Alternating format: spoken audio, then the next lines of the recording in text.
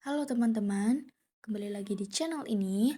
Kali ini kita akan belajar cara melakukan uji korelasi untuk data yang berdistribusi normal menggunakan SPSS. Sebagai contoh kasus, kita akan menguji apakah ada hubungan antara motivasi belajar dengan kemampuan siswa.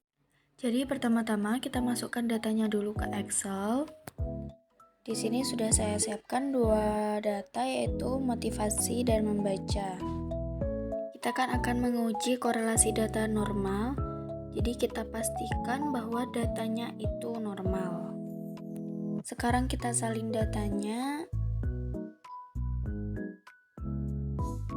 lalu buka aplikasi SPSS dan tempelkan pada data view. Selanjutnya kita tap variable view untuk mengganti nama variabel. Part 1 kita beri nama motivasi.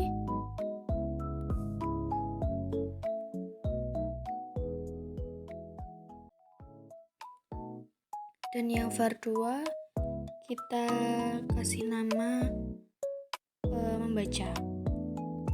Untuk desimal kita ubah menjadi 0 karena datanya berupa bilangan bulat. Dan bagian label kita isi seperti nama, motivasi dan membaca. Kalau sudah, kita kembali ke data view. Nah, terlihat datanya sudah nama variabel yang jelas, yaitu motivasi dan membaca dengan total 30 baris data. Lalu klik analyze, pilih descriptive statistic, lalu klik explore. Setelah itu masukkan motivasi dan membaca ke dependent list, klik plots, lalu centang pilihan normality plots with test, klik continue, klik OK. Nah, sekarang kita lihat tabel test of normality. Karena jumlah data kita 30, kita gunakan acuan Shapiro-Wilk. Nilai signifikansi untuk motivasi adalah 0,918 dan untuk membaca adalah 0,951. Karena kedua nilai signifikansi ini lebih besar dari 0,05, maka dapat disimpulkan bahwa data motivasi dan membaca berdistribusi normal. Artinya kita bisa melanjutkan ke uji korelasi Pearson. Lalu kembali lagi ke menu ini, klik analyze, pilih correlate, lalu pilih by variate. Nah, lalu masukkan keduanya ke kotak variabel. Pastikan pada bagian correlation coefficient opsi Pearson sudah tercentang, dan pada flag significant correlation. Setelah itu klik OK. Nah, nanti SPSS akan menampilkan tabel correlation. Di sini terlihat nilai Pearson correlation antara motivasi dan membaca adalah 0,995 dengan nilai signifikansi 0,000. Nah, karena nilai signifikansi 0,00 ini lebih kecil dari 0,05, maka korelasi antara motivasi dan membaca itu dinyatakan signifikan. Lalu di sini dia pengaruhnya itu positif ya teman-teman.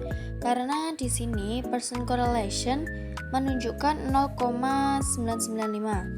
Karena kalau pengaruhnya itu negatif, ada minusnya di sebelum koma. Nah, untuk mengetahui seberapa kuat hubungannya, kita bisa merujuk pada pedoman interpretasi koefisien korelasi.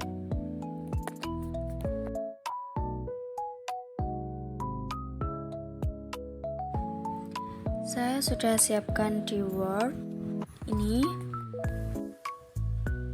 pada nilai 0,00 sampai 0,199 termasuk sangat rendah. Lalu 0,20 sampai 0,399 itu rendah.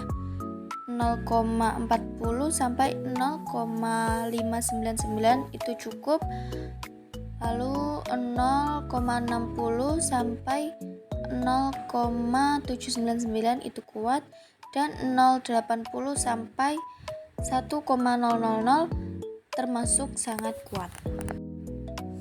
Karena nilai korelasi kita tadi 0,0995 dan berada pada rentang 0,80 sampai 1,000, maka dapat disimpulkan bahwa hubungan antara motivasi dan kemampuan membaca itu tergolong sangat kuat.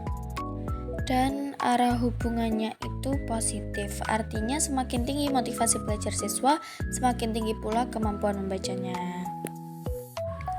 Nah, itu tadi langkah-langkah melakukan uji korelasi Pearson untuk data yang berdistribusi normal menggunakan SPSS. Semoga video ini bermanfaat ya. Jangan lupa like, subscribe, dan sampai jumpa di video berikutnya.